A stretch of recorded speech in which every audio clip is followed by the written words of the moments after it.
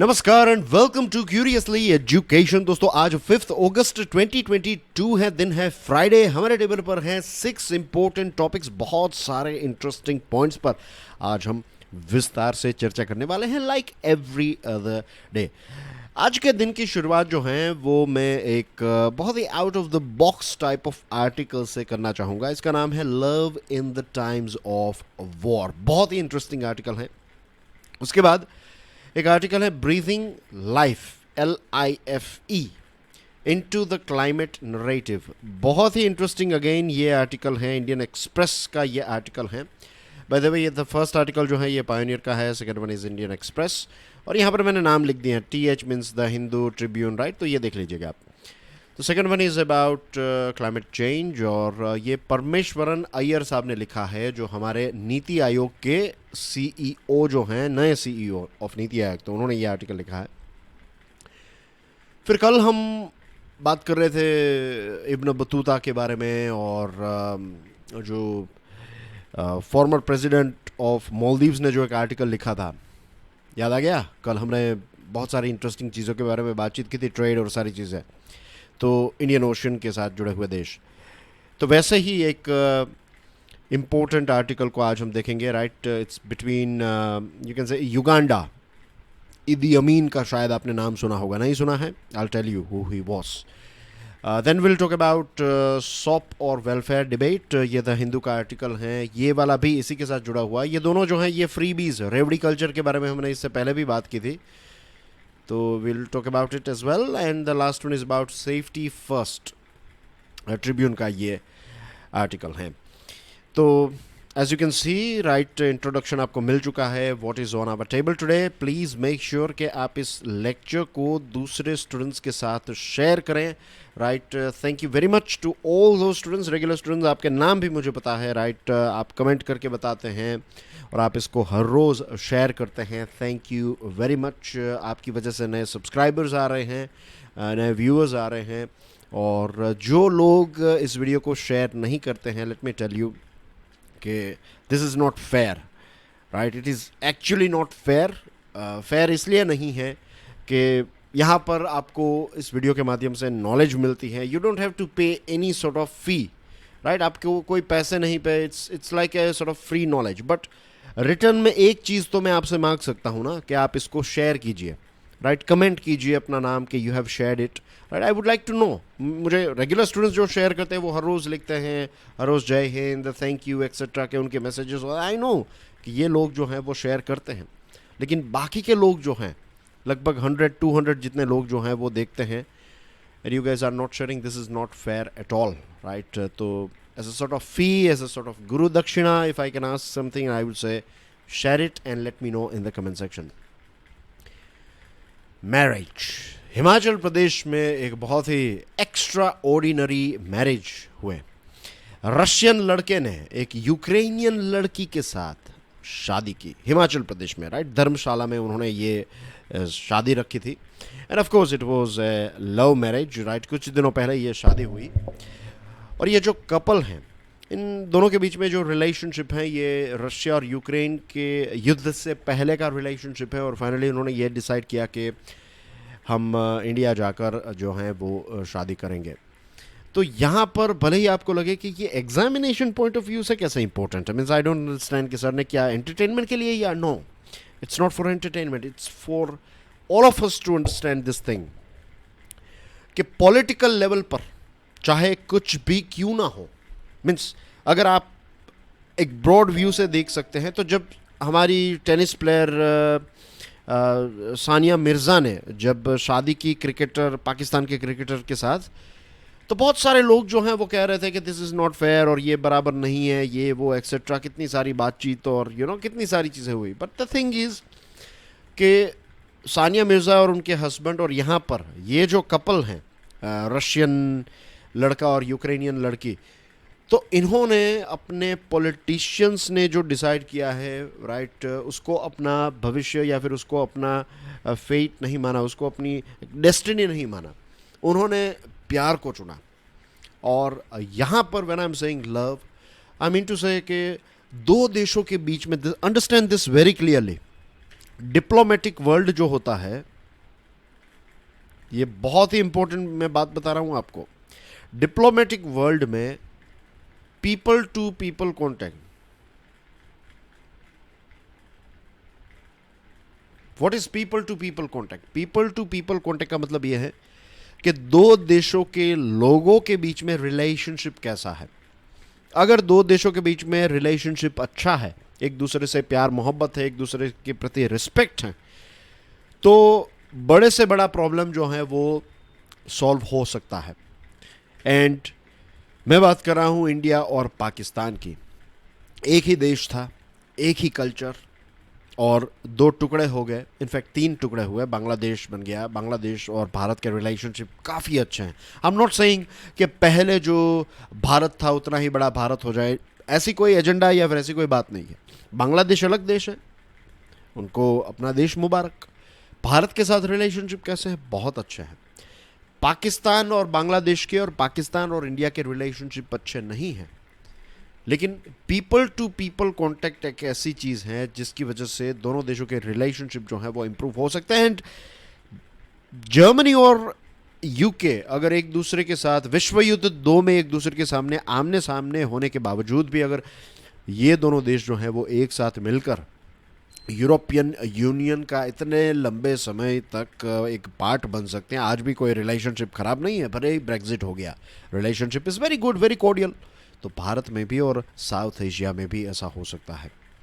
यहाँ पर जो आम आदमी है, राइट, ये सर्गेई जो लड़का है, इलोना जो लड़की है यूक्रेन की, तो इनका जो स्पिरिट है, ये पावर गेम्स और पॉलिटिक्स में कुछ भी चलता रहे, लेकिन एक याद रखिए हमेशा जो एक आम आदमी है, कॉमन लोग जो होते हैं, वही एक बड़ा बदलाव इतिहास में लेकर आए हैं, राइट। गांधी जी वो से ना आम आदमी, गांधी जी एक कॉमन व्यक्ति थे, राइट। ऐसे ही नेल्सन मंडेला थे, बहुत सी ऐसे सारे लोग हैं। और दुनिया में जो बड़े बड़े बदलाव हुए हैं, यू विल ऑलवेज फाइंड कि कोई आम आदमी जो है वो एक लेवल तक पहुंच गया और फिर उसने एक नया चेंज स्टार्ट किया, और फिर जो बड़ी बड़ी ताकतें हैं, बड़े ऑटोक्रेट्स और टिरेंट्स और इन सारे लोगों को अपने व्यूज़ जो हैं वो चेंज करने पड़े। It is love and cooperation that shall keep the planet a safe and habitable place rather than guns and missiles created to destroy it। ये बात बिल्कुल सच है कि प्यार मोहब्बत रिस्पेक्ट ये सारी चीज़ हैं, कोऑपरेशन, इन सारी चीज़ों की वजह से ही हमारा प्लेनेट जो है वो सेफ रह सकता है। और ये थॉट जो है, ये पॉइंट जो है, इसको भी होल्ड करके रखिए। जो अय्यर साहब ने आर्टिकल लिखा है उसमें भी हम इसके बारे में बात करें। इनफैक्ट जो लाइफ वाला कॉन्सेप्ट है वो इसी पर आधारित है। वॉर एंड पीस नाम की एक बहुत ही फेमस लियो टॉल्स्टॉय की एक नॉवेल है, और इस नॉवेल में उन्होंने कहा है कि युद्ध से क्या मिलता है? युद्ध से misery, dead bodies, broken houses और ब्रोकन लोग ही मिलते हैं। युद्ध से किसी को फ़ायदा नहीं होता है, और यही बात भगवत गीता में कृष्ण भगवान ने भी की थी कि युद्ध का कोई फ़ायदा नहीं। लेकिन उस टाइम पर ऐसी सिचुएशन आ गई थी कि युद्ध के अलावा कोई ऑप्शन ही नहीं था। लेकिन वी नो, उन्होंने पहले ही कह दिया था कि युद्ध से किसी को फ़ायदा नहीं होता है, बट अनफॉर्चुनेटली युद्ध होते रहते हैं। और लेट्स होप कि अब ये युद्ध जो है रशिया और यूक्रेन का, ये ख़त्म हो जाए। ये पावर गेम्स और ये सारी चीज़ों की वजह से जो युद्ध हो रहा है, ये लेट्स होप के ख़त्म हो जाए। We need to fight together. हम सबको मिलकर क्लाइमेट चेंज को फाइट करना है, जूनोटिक डिजीज़ को फाइट करना है। गरीबी है इस दुनिया में, राइट। कितने सारे दूसरे ऐसे प्रॉब्लम्स हैं जिन पर अगर एनर्जीज इन्वेस्ट की जाए तो ये सारे प्रॉब्लम्स हम सॉल्व कर सकते। कभी आप बैठकर सोचिएगा कि क्या गरीबी का कोई सॉल्यूशन नहीं है? डेफिनेटली है। दुनिया भर के देश, जैसे मैं तो हमेशा यही कहता हूँ कि 1 साल के अंदर कोविड की वैक्सीन मिल गई, राइट, तो इंसान जो हैं, ह्यूमन बींग्स जो हैं, वो कुछ भी कर सकते हैं। अगर ह्यूमन बींग्स जो हैं वो चांद पर जा सकते हैं, मार्स तक पहुंच सकते हैं, और सोलर सिस्टम के अलग अलग कोनों तक अगर बड़े बड़े ऐसे स्पेस क्राफ्ट भेज सकते हैं, तो हम क्या नहीं कर सकते। जस्ट इमेजिन कि अगर हम सब ह्यूमन बींग्स की तरह सोचने लगे और एज ए वन फैमिली अगर हम ऐसे प्रॉब्लम्स के खिलाफ फाइट करें। पॉल्यूशन है, जूनोटिक डिजीज़ हैं, देन पॉवर्टी है, इनइक्वालिटी है, there are so many things, right. ये सारी चीज़ों को अगर हम ऐसे हैंडल करें तो it will be very beautiful. और ये सारी बातें मैं फिलोसॉफिकल बात नहीं कर रहा हूँ, I am being very practical here. जितने लोग स्पेस में गए हैं ना दोस्तों, जितने लोग स्पेस में गए, रशिया के जो पहले व्यक्ति, मीन्स अगर हम ह्यूमन बींग्स की बात करें तो first person to go in space was a Russian guy, right. और उन्होंने जब स्पेस में वो गए तो उन्होंने कहा कि जब आप स्पेस में जाते, at that point of time you realise, तब आपको पता चलता है कि कुदरत ने तो एक पृथ्वी बनाई, हमने अलग अलग बॉर्डर्स बनाकर अलग अलग देश बना दिए। रशिया और वेस्ट स्पेस स्टेशन में कोलैबोरेट करते हैं। पाकिस्तान ने कोविड के टाइम पर भारत की मदद करने के लिए ऑफर की थी, और चाइना और यूएसए जो हैं वो मिलकर क्लाइमेट चेंज को फाइट करने के लिए एजेंडा सेट करते हैं, पेरिस डिक्लेरेशन करते हैं। तो दिस इटसेल्फ इंडिकेट्स कि बहुत सारी पॉसिबिलिटीज़ हैं, right. Let's not confine ourselves to this petty politics and let's move rise ourselves, means अपने आप को इस चक्रव्यूह में से निकाल कर देखें कि अभी तो ह्यूमन बींग्स को बहुत सारी चीज़ें अचीव करनी है। दोस्तों, आपकी स्क्रीन पर ये जो आदमी है, इसका नाम है ईदी अमीन। ईदी अमीन जो है ये एक बहुत बड़ा गुंडा था, आप कह सकते हैं, पागल टाइप का आदमी था, बहुत ही रेसिस्ट व्यक्ति था। और ये डिक्टेटर था युगांडा, जो अफ्रीका का देश है, उस देश का डिक्टेटर था। इस चेहरे को याद रख लीजिए, इसका नाम है ईदी अमीन। ये आर्टिकल आज के द हिंदू में, प्रेसिडेंट ऑफ युगांडा, जो अभी के प्रेसिडेंट हैं, इनका नाम है योवेरी के मुसेवेनी। तो उन्होंने ये आर्टिकल लिखा है। अब ये देश कहाँ पर इसको लोकेट कर लेता है, तो यहाँ पर देख सकते हैं, कल हम सोमालिया और इन सारे स्वाहिली कोस्ट के बारे में बात कर रहे थे, आपको याद होगा, राइट। तो यहाँ पर देखिए, this is Kenya. Kenya is famous, right. Nairobi ये रहा, और केनिया के साथ बॉर्डर शेयर करता हुआ ये देश है युगांडा, राइट। और ऊपर जो है साउथ सुदान आता है। ये थोड़ा पुराना मैप है अफ्रीका का, but this is like south Sudan. South Sudan के साथ अपनी बॉर्डर नॉर्थ में शेयर करता है। यहाँ पर हैं केनिया, फिर यहाँ पर हैं तांजानिया, रुवांडा, फिर डेमोक्रेटिक रिपब्लिक ऑफ कॉन्गो, जो काफ़ी न्यूज़ में because of this monkey pox और ये सारी चीज़ें, राइट। और यहाँ पर ये वाला मैप आप देख सकते हैं। तो ये रहा, देखिए, ये लेटेस्ट मैप है, South Sudan. Then you have Kenya की बॉर्डर यहाँ पर है, लेक विक्टोरिया यहाँ पर है, okay, Tanzania, Rwanda, and then you have Democratic Republic of Congo. तो इतने देशों के साथ अपनी बॉर्डर शेयर करने वाला एक लैंड लॉक्ड कंट्री है युगांडा, ठीक है। अब युगांडा के इंटरेस्टिंग इतिहास पर नज़र डालते हैं। 4 अगस्त 2022 की बात करें तो 50 साल हो गए एक इंसिडेंट के, और ये बहुत ही ख़तरनाक, बहुत ही भयानक इंसिडेंट हुआ। आज से 50 साल पहले ये जो ईदी अमीन है, जो डिक्टेटर हैं, उसने एक आदेश दिया। वो युगांडा का डिक्टेटर था, उसने युगांडा को अपने कंट्रोल में ले लिया। पहले ब्रिटिश फौज में था, ब्रिटेन का राज यहाँ पर चल रहा था इस देश में, युगांडा में। तो इसने ये अल्टीमेटम दिया कि जितने भी इंडियन लोग हैं, ये सारे के सारे लोग इस देश को छोड़कर चले जाए। अगर आप नहीं गए तो फिर आपको मार काट दिया जाएगा।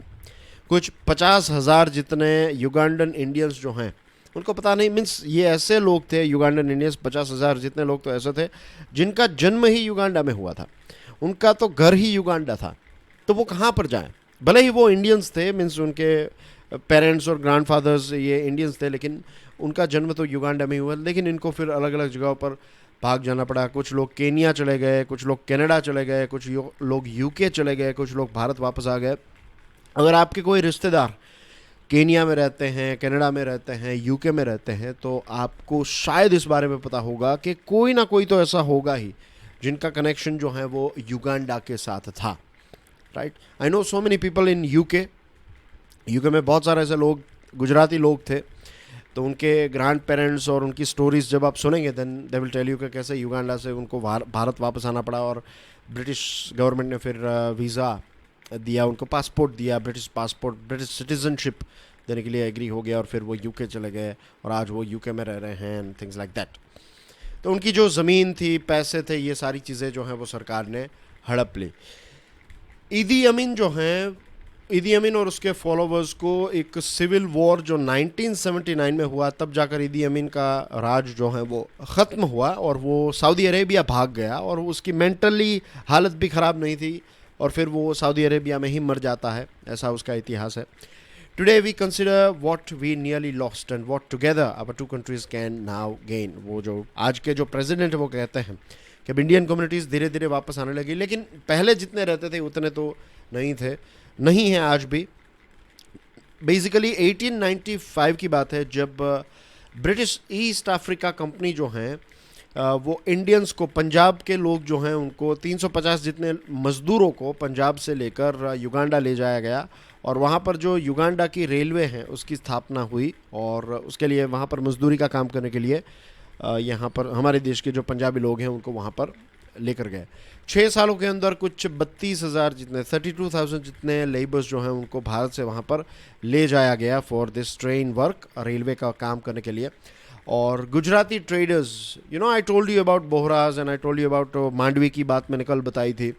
तो गुजरात के ट्रेडर्स अलग अलग देशों में ट्रेड करते थे और फिर कुछ लोग सेटल भी हो गए, तो उनको युगांडन एशियंस के नाम से जाना गया। और ब्रिटिशर्स को पता नहीं था कि सिर्फ रेलवे का काम नहीं, रेलवे के बाद भी ये दोनों देशों के बीच में जो लोग हैं उनके बीच में काफ़ी अच्छा बिजनेस और कनेक्शन बनेगा। तो इंडस्ट्रियस लोग वहाँ पर पहुँचे और इसकी वजह से युगांडा की इकोनॉमी को काफ़ी फ़ायदा हुआ। फिर 1962 में 9 अक्टूबर 1962 में युगांडा जो है वो आज़ाद हो गया और उसके बाद ईदी अमीन जो है वो पावर में आ जाता है, right to came to power in 1971। और उसके बाद वो एंटी इंडिया सेंटिमेंट्स और ये सारी चीज़ें जो हैं वो बोलने लगा और फिर वो ये सारे भड़काऊ भाषण और ये सारी चीज़ें जो हैं वो देने लगा। उसके बाद ये जैसे मैंने आपको बताया वो चला गया एक्सेट्रा। और ये ईदी अमीन के खिलाफ युगांडा के जो लोग हैं उनके रेबल्स और तांजानिया की फोर्सेस ने भी इसके राज को उखाड़ कर फेंकने की कोशिश की, लेकिन फिर ऐसा हुआ कि ये पर्ज करने लगा, धड़ाधड़ लोगों को मारने लगा। और कहते हैं कि 3 लाख से भी ज़्यादा युगांडा के लोग जो हैं वो लापता हो गए, इनको मार दिया गया, काट दिया गया। ऐसे बहुत सारे इश्यूज जो हैं वो ईदी अमीन के टाइम पर हमें देखने को मिलते हैं। लेकिन ये जो प्रेसिडेंट है वो कहते हैं, आज के प्रेसिडेंट, के अब ये सारी चीज़ें जो हैं उसको चेंज करने का वक्त आ चुका है। इंडियन कम्युनिटी को उनकी सरकार जो है वो वापस बुला रही है, वेलकम कर रही है और बहुत सारे इंडियंस ने वहाँ पर युगांडा में कंट्रीब्यूट किया है। और देखिए, फॉर्मर हाई कोर्ट के जस्टिस अनूप सिंह चौधरी साहब जो हैं वो वहाँ की टॉप कोर्ट जो हैं उसके जज रह चुके हैं। फिर एक सुप्रा सिंघाल नाम की एक स्विमर है, अब उनकी शादी के बाद उनका नाम हो गया सुप्रा अग्रवाल। तो युगांडा को ओलंपिक्स में सुप्रा जी ने रिप्रेजेंट किया। फिर एजुकेशन फील्ड में प्रोफेसर मोहम्मद ममदानी हैं। ब्रिटिश होम सेक्रेटरी प्रीति पटेल के पेरेंट्स को और देखेंगे तो यू विल फाइंड कि उनकी हिस्ट्री भी युगांडा के साथ जुड़ी हुई है। यूके के लॉर्ड वर्जी जो हैं उनकी भी हिस्ट्री ऐसी है। और आसिफ दिन जो क्रिकेट खेलते हैं इंग्लैंड में, तो उनके भी पेरेंट्स की हिस्ट्री जो है वो युगांडा के साथ जुड़ी हुई है। तो ब्रिटिश राज की बात करें या फिर अगर हम गुजराती की बात करें, पंजाबी लोगों की बात करें, तो there is a Ugandan connection. और गुजराती कॉटन क्लॉथ जो हैं वो लेकर जाते थे वहाँ पर, बदले में हाथी दांत और गोल्ड और ये सारी चीज़ें जो हैं उस टाइम पर जो चीज़ें ट्रेड होती थी वो सारी चीज़ें लेकर आते थे। और पिछले 25 सालों के अंदर एक्सपोर्ट और सारी चीज़ें इंप्रूव हुई हैं, राइट। $1 बिलियन तक ट्रेड जो है वो पहुँच गया, लेकिन वी कैन गो मोर। और कैसे हम युगांडा जैसे देशों के साथ आगे मिलकर काम कर सकते हैं? कॉमनवेल्थ एडवांटेज आप कह सकते हैं। कॉमनवेल्थ ग्रुप जो है एक अलग ही प्रकार का क्लब है, 56 नेशंस हैं इसके और similar type of legal system है, शेयर्ड वैल्यूज़ हैं, सिंगल लैंग्वेज है इंग्लिश। हर कोई देश, ये 56 देश जो हैं वो इंग्लिश समझते हैं। तो यहाँ पर बिजनेस करना जो है ये 21% चीपर रहेगा अगर ये 56 देश कॉमनवेल्थ एडवांटेज का फ़ायदा अगर ले। It's going to be beneficial for all of us. और यूके ने ब्रेग्जिट के बाद, अब देखिए, यूके ने जो AFCFTA हैं, African continental free trade agreement जो हैं, तो इनके साथ ये एक मेमोरेंडम ऑफ अंडरस्टैंडिंग साइन की कि वो यूके और अफ्रीकन देश जो हैं वो मिलकर ट्रेड करेंगे। एंड अफ्रीकन कॉन्टिनेंट की बात करें तो we are talking about what, $3 trillion की मार्केट है ये। और इंडिया, कनाडा जैसे दूसरे कॉमनवेल्थ मेंबर्स इसमें ऐड हो जाएं तो वी कैन अंडरस्टैंड कि कितना ज़्यादा बिजनेस और व्यापार और पीपल टू पीपल कांटेक्ट और सारी चीज़ें जो है वो इम्प्रूव हो सकती है. What remains is our shared inheritance and it is for all Commonwealth members to rebuild, reshape and take ownership of our historic club. यही अपील करते हैं युगांडा के प्रेसिडेंट. दोस्तों अब बात करते हैं परमेश्वरन अय्यर साहब ने जो आर्टिकल लिखा है इसके बारे में. आने वाले समय में भारत जो है वो G20 का प्रेसिडेंट बनेगा ना. रिमेंबर G20 एक बहुत ही इम्पोर्टेंट ग्रुप है. दुनिया की 60% पॉपुलेशन को 60% पॉपुलेशन, 80% ग्लोबल जीडीपी और 75% एक्सपोर्ट्स जो है, global exports of gain, right, इसको रिप्रेजेंट करता है कौन? एक ग्रुप, दैट इज G20. तो G20 is a very important group. और COP26 की जो ग्लासगो में मीटिंग हुई थी लास्ट नवंबर में, तो उस टाइम पर प्राइम मिनिस्टर मोदी साहब ने पंचमृत 5 क्लाइमेट रिलेटेड कमिटमेंट जो हैं वो दुनिया के साथ शेयर किए थे. इसी के साथ साथ उन्होंने ये एक बहुत ही इंटरेस्टिंग कॉन्सेप्ट शेयर किया था, लाइफस्टाइल फॉर द एनवायरनमेंट. इसको कहते हैं लाइफ, LIFE. अब दोस्तों मैंने कई बार, आपको याद होगा कि जब भी हमने, regular students you can vouch for it, कि आपको पता है कि जब भी हमने क्लाइमेट चेंज की बात की है, एक्शंस की बात की है, तो मैंने हमेशा कहा है इंडिविजुअल एक्शन के बिना कुछ नहीं हो सकता. याद है ना, मैंने कहा कि सरकार, UN कुछ करेगी, सरकारें कुछ करेगी, राज्य सरकारें कुछ करेगी, ये सारी चीज़ें तब तक अपना रंग नहीं दिखा पाएगी, रिजल्ट नहीं दिखा पाएगी जब तक इंडिविजुअली हम सब एक्शंस ना ले तब तक. तो लाइफ जो है, it is about this only, lifestyle for the environment. यानी कि एक एक इंडिविजुअल जो है वो ऐसे एक्शंस ले जिसकी वजह से हम पॉजिटिव तरीके से क्लाइमेट चेंज को इम्पैक्ट कर सके, उसको रोक सकें. पृथ्वी का टेम्परेचर बढ़ता जा रहा है, ग्लोबल इकोनॉमी को कितना नुकसान हो सकता है, 18% जितनी ग्लोबल जीडीपी डैमेज हो सकती है अगर कोई एक्शन ना ली जाए तो. 2050 तक भारत जो है वो $6 ट्रिलियन का नुकसान उठाएगा अगर कोई क्लाइमेट एक्शन नहीं ली गई तो. भारत में 50% जितने जो रूरल वर्कफोर्स है, इसके ऊपर एक नेगेटिव इम्पैक्ट आएगी. फूड एंड सिक्योरिटी, तो ऑलरेडी वी नो कि क्लाइमेट क्राइसिस की वजह से दुनिया भर में फूड सिक्योरिटी और वाटर सिक्योरिटी की क्राइसिस की शुरुआत हो चुकी है. और United Nations Environment Programme UNEP क्या कहता है कि अगर 8 बिलियन, लगभग 8 बिलियन जितनी ग्लोबल पॉपुलेशन है, तो अगर 1 बिलियन लोग जो हैं वो भी इको फ्रेंडली बिहेवियर अडॉप्ट कर ले, राइट, हमारा जो हर रोज़ का जीवन है उसमें थोड़े बहुत चेंजेस हम कर ले, तो लगभग 20% जितना एमिशन जो है, कार्बन एमिशन, हम रोक सकते हैं, राइट. अगर 1 बिलियन लोग आउट ऑफ 8 बिलियन, अगर 1 बिलियन लोग इतना चेंज कर ले तो भी बहुत बड़ा इम्पैक्ट हमें देखने को मिलेगा. और जो लाइफ है, it's all about this eco friendly behaviour, कि अगर रूम के बाहर निकल रहे हैं तो AC को बंद कर दीजिए, हीटर्स को बंद कर दीजिए, लाइट, पंखा, ये सारी चीज़ें बंद कर दीजिए. इतने छोटे छोटे स्टेप उठाने से पर डे हम पूरी दुनिया में 282 किलोवाट एनर्जी को कंजर्व कर सकते हैं. अगर हम थाली में जो खाना लेते हैं उसको वेस्ट ना करें, हर एक इंडिविजुअल अगर फूड वेस्टेज को रोक दे तो पर ईयर हम 370 किलोग्राम कार्बन फुटप्रिंट को रोक सकते हैं, कम कर सकते हैं. एंड सेम थिंग गोज़ कि अगर साल में एक फ़्लाइट हम कम लें, राइट, तो हम 700 से 200 किलो कार्बन एमिशन जो है, पर कैपिटा कार्बन एमिशन जो है, उसको रोक पाएंगे. तो हर एक इंडिविजुअल बिहेवियर मीन्स छोटी छोटी चीज़ें अगर हम करें तो we can achieve big results. Life जो है उसको 5 जून 2022 को लॉन्च किया गया था वर्ल्ड एनवायरनमेंट डे पर बाय प्राइम मिनिस्टर. और इसका जो ऑब्जेक्टिव है, it's about nudging people, right, individuals and communities के हम सब जो है वो क्लाइमेट फ्रेंडली बिहेवियर अडॉप्ट करें.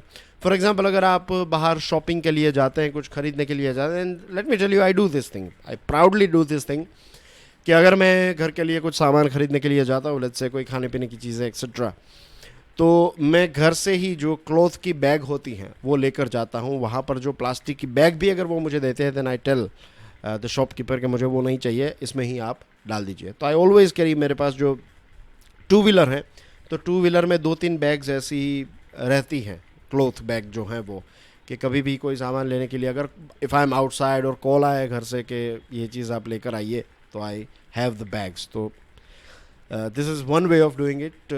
Walk short distances instead of driving, छोटे छोटे डिस्टेंस के लिए आप चल कर जाइए rather than using two wheelers and four wheelers. Bicycle use कर सकते हैं ऑफ कोर्स। इलेक्ट्रिकल अप्लाइंसेस को बंद कर दीजिए when you are not using. जब पॉसिबल हो यूज़ पब्लिक ट्रांसपोर्ट। और इस प्रकार की दूसरी छोटी बड़ी एक्शंस, राइट, जैसे कि नल का पानी जो है अगर टपक रहा है तो उसको बंद कर दीजिए, रिप्लेस कर दीजिए, नल चेंज कर दीजिए अगर इसमें इश्यू है। तो we can take all this small छोटे छोटे स्टेप्स। डेनमार्क ने क्या किया पता है? डेनमार्क ने अपने सिटी सेंटर्स में अब कार पार्क जो है वो प्रोवाइड करना बंद कर दिया है। तो बाइक के लिए, bike in the sense bicycles, right, bike lens यानी कि बाइसिकल लेन्स, वहाँ पर बाइक ही कहते हैं साइकिल्स को। तो साइकिल को प्रमोट कर रहा है डेनमार्क। जापान में पहले से ही है वॉक टू स्कूल, 1950s से ये कॉन्सेप्ट चल रहा है, वॉक टू स्कूल। स्कूल जाने के लिए बसेस नहीं, आप चलकर स्कूल जाइए, चलकर वापस आइए। वॉकिंग भी हो जाएगी, एक्सरसाइज भी हो जाएगी और कुछ सीखने को भी मिलता है। तो इस प्रकार के छोटे छोटे चेंजेस हम भी कर सकते हैं, राइट। Consume responsibly. देखिए, लोग की सबसे बड़ी मिस्टेक ये है कि हम ये समझते हैं, गलत फहमी है कि सस्टेनेबल लिविंग और कंफर्टेबल लिविंग में डिफरेंस है। नो, ऐसा नहीं है कि एयर कंडीशन यूज़ करना is bad thing, it's not bad. लेकिन फिर अननेसेसरली एयर कंडीशन ऑन है और आप बाहर निकल गए, यू नो, इट्स लाइक पानी का इस्तेमाल करना इट्स नॉट ए गलत थिंग, लेकिन पानी का एक्सेसिव इस्तेमाल करना इट्स नॉट राइट। कई लोग, पता है मुझे, half an hour 1 hour means नहाते ही रहते हैं, शावर ऑन है, पता नहीं उनको क्या है कि आधे घंटे के लिए ना, means 5 minute is more than enough, I believe, right. 5 minutes is more than enough. कभी कभी let's say once a year और वंस ए 6 मंथ्स, और इट ऑल डिपेंड्स, राइट, कि आपने थोड़ा लंबा शावर ले लिया 10-15 मिनट का, that's a different thing. But 5 minute shower is like more than enough, right. उससे ज़्यादा तो पानी चाहिए ही नहीं, चाहिए मीन्स चाहिए ही नहीं। अगर आप जापान की कोई ट्रेन में ट्रैवल करेंगे, लग्जरियस ट्रेन में, तो उसमें भी आपको जो पानी दिया जाएगा तो इट्स लाइक 6 मिनट तक पानी आएगा। 6 मिनट के अंदर आपको नहाना है, नहा लीजिए, means you can start and stop that thing. लेकिन टोटल जो पानी आएगा that will be for 6 minutes. तो जापान की ट्रेन्स में ये चीज़ आ रही है, तो उन्होंने बहुत ही रिसर्च करके ही डाली होगी ये 6 मिनट्स, राइट। क्यों 5 मिनट नहीं रखे, क्यों 7 मिनट नहीं रखे, 6 मिनट, बिकॉज दे नो कि इतने समय के अंदर हर कोई व्यक्ति जो है वो नहा लेगा। तो ऐसी छोटी छोटी चीज़ें, consume responsibly, right. Life plans to methodically break down this mental model by nudging the world to consume responsibly rather than consuming less. Consuming less नहीं करना है, consume responsibly, produce responsibly. कुछ चीज़ें ऐसी है, फॉर एग्जांपल प्लास्टिक की bag का example अगर आप लें, तो देखिए प्रोड्यूसर्स जो हैं उनका बिजनेस है, उनकी रोज़ी रोटी है, they will try their best कि वो बनाते रहें और बेचते रहें ब्लैक मार्केट में। लेकिन जब हम उसको कंज्यूम करना बंद कर देंगे तब वो प्रोड्यूस करना भी बंद कर देंगे। Leave responsibly, right. तो ये चीज़ें जो हैं वो इसमें हैं कि कोविड पेंडेमिक जो है it's like A wake up call for us कि कितनी भी टेक्नोलॉजी हमारे पास क्यों ना हो, नेचुरल वर्ल्ड में कोई भी डिस्टर्बेंस किया तो एक ही सेकंड में सारी चीज़ें ख़त्म हो जाएगी। तो लिव रिस्पॉन्सिबली। तो ये सारी चीज़ें जो हैं वो इस आर्टिकल में हमें पढ़ने को मिलते हैं। I am sure it's very interesting article, like enlightening article है हम सब के लिए। अब हम बात करते हैं रेवड़ी कल्चर, फ्रीबीज़ के बारे में। रेवड़ी कल्चर के बारे में मैंने ऑलरेडी आपको बता दिया है, और फ्रीबी जो है वो हमारी इकोनॉमी के लिए बहुत ही ख़राब है, वी ऑल नो दिस। और इलेक्शन के टाइम पर प्री इलेक्शन प्रोमिसेस जो है वो उतनी ही होनी चाहिए जितनी वायबल हो। अनवायबल प्रोमिसेस मीन्स चांद तारे तोड़कर लाऊंगा, ये सारे ऐसे सपने दिखाने का कोई फ़ायदा नहीं। ये पोएट्री में अच्छा लगता है, फिल्मों में अच्छा लगता है, लेकिन फिर पॉलिटिकल पार्टीज़ जो हैं ऐसे रोमांटिक वादे करने लगती हैं कि आपके लिए चांद आएगा, तारा आएगा, ये आएगा, वो आएगा।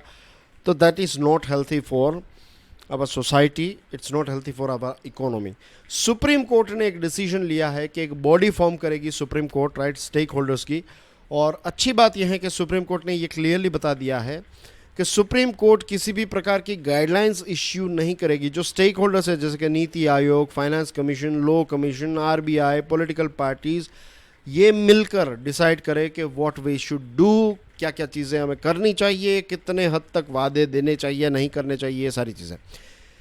All these institutions has said, यानी कि chief justice of India has said can submit a report to the Election Commission of India and the government. ये स्टेक होल्डर्स मिलकर ये रिपोर्ट जो है वो ईसीआई और गवर्नमेंट को दे सकते हैं. अब ईसीआई जो है ये model code of conduct launch करती हैं और इसमें ये है कि जो सरकार है वो सरकार और पॉलिटिकल पार्टीज जो हैं वो अनड्यू इन्फ्लुएंस वोटर्स पर ना करें, तो इसको लेकर कुछ गाइडलाइंस इशू की है. But model code of conduct को भी बाईपास जो है वो कर लेती है पॉलिटिकल पार्टीज़. और ऐसा ही एक आर्टिकल जो है, आज बहुत सारे न्यूज़पेपर में ये फ्रीबीज़ को लेकर आर्टिकल हैं, तो मैंने टॉप जो 2 हैं वो आपके लिए मैं लेकर आया हूँ. एक वाइडली प्रिवेलेंट प्रैक्टिस है, जैसे मैंने आपको बताया, promising freebies to woo voters को अट्रैक्ट करने के लिए ये चीज़ दी जाती है. और सेंट्रल गवर्नमेंट जो है उसने फाइनली एक स्टेप लिया है. मीन्स प्राइम मिनिस्टर ने रेवड़ी कल्चर को की निंदा की. दैट्स इटसेल्फ इंडिकेट्स कि सरकार के पास ये चांस है कि सरकार जो है वो इसके खिलाफ एक स्टैंड ले सकती है. और ख़ास करके जो इनक्यूमेंट गवर्नमेंट होती है, इनक्यूमेंट गवर्नमेंट का मतलब जो पॉलिटिकल पार्टी पावर में है. गुजरात में बीजेपी है, सेंटर में बीजेपी है, फिर वेस्ट बंगाल में टीएमसी हैं, एंड कहीं पर कांग्रेस भी हैं, राइट. आई थिंक राजस्थान में कांग्रेस हैं. तो एनीवे एक बैलेंस्ड बात मैं यहाँ पर कर रहा हूँ कि अलग अलग पार्टीज जो भी पावर में हैं, सेंटर में हो, स्टेट्स में हो, तो वो क्या करती हैं कि इलेक्शन से पहले कुछ ऐसी फ्रीबीज़ और इन सारी चीज़ों को अनाउंस कर देती हैं. तो ये सारी चीज़ें भी नहीं होनी चाहिए. अब आने वाले समय में गुजरात और हिमाचल प्रदेश में इलेक्शंस होने वाले हैं, तो लेट्स होप कि ये जो स्टेक होल्डर्स की टीम बनाई है पूरी सुप्रीम कोर्ट ने, तो ये अपने कुछ ऐसे डिसीजंस देगी जिससे हमें आने वाले ये गुजरात और हिमाचल प्रदेश के जो इलेक्शंस हैं, स्टेट लेवल के इलेक्शंस, तो उसमें ऐसी फ्रीबीज़ और ये सारी चीज़ें देखने को नहीं मिलेगी. लेट्स होप कि एक नई शुरुआत होगी.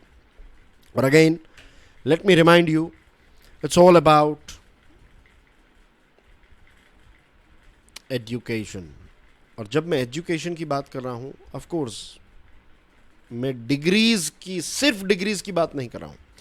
मैं ऐसे एजुकेशन की बात कर रहा हूँ कि आज आप देखिए कितने सारे पढ़े लिखे लोग हैं जिन्होंने कॉलेज ख़त्म कर ली है. आप उनको पूछिएगा कॉन्स्टिट्यूशन के बारे में, आप उनको पूछिएगा हमारी डेमोक्रेसी के बारे में. ऐसा नहीं है कि उनको कुछ पता नहीं है, लेकिन वो जो डेप्थ, वो जो एक अंडरस्टैंडिंग होनी चाहिए, जो पॉलिटिकल अवेयरनेस होनी चाहिए, उतनी ज़्यादा देखने को नहीं मिलती है. Again remember, I am not saying कि वो अनपढ़ हैं, गवार हैं, उनको कुछ नहीं पता. नो, पता है, लेकिन complete half knowledge is not good. Means it is more dangerous. कुछ पता ना होना इट्स गुड, सारी चीज़ें पता होना इट्स गुड, लेकिन हाफ जो है दैट इज़ वेरी डेंजरस. तो ये सिचुएशन है. तो जब तक लोगों के अंदर ये अवेयरनेस क्रिएट नहीं होगी कि उनके अधिकार क्या है, फ्रीबीज देने के बाद क्या होगा, it's like a sweet poison and things, तब तक ये चलता रहेगा. सेफ्टी के बारे में बात करते हैं. गुरुग्राम में 17th फ्लोर पर काम कर रहे थे एक हाउसिंग प्रोजेक्ट में, और 4 मजदूर जो हैं उनकी गिरकर मृत्यु हो गई. एंड दिस रिमाइंड्स अस कि ये सेफ्टी को लेकर हमारे यहाँ पर किस प्रकार का कल्चर है, डिसरिगार्ड है. मीन्स दुबई में 50 माले की 80, 90, 100 जो भी अलग अलग बिल्डिंग्स हैं, बुर्ज खलीफा हैं या फिर जो भी दूसरी, Burj Khalifa is the tallest in the world. इसके अलावा भी उसके इर्द गिर्द देखेंगे, you will find so many tall buildings.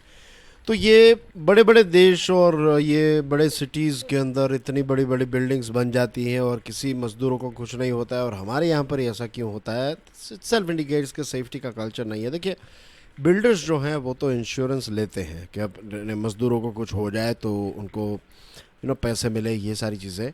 But आज भी वो सेफ्टी गेयर और वो सारी चीज़ें जो हैं वो आज भी it's not part of our culture.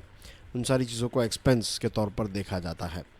The law will take its own course. अभी ये जो 4 लोग गिर गए हैं तो फिर कानून और जो भी रूल बुक में है वो सारी चीज़ें इम्प्लीमेंट की जाएगी. लेकिन क्या इससे सेफ्टी कल्चर में कोई बदलाव आएगा? The answer is no. पूरी इंडस्ट्री को ये चीज़ समझने की ज़रूरत है. और पुलिस के डेटा को अगर देखेंगे, बहुत सारे अनरिपोर्टेड केसेस भी होते हैं कि इस प्रकार के एक्सीडेंट्स छोटे बड़े होते ही रहते हैं.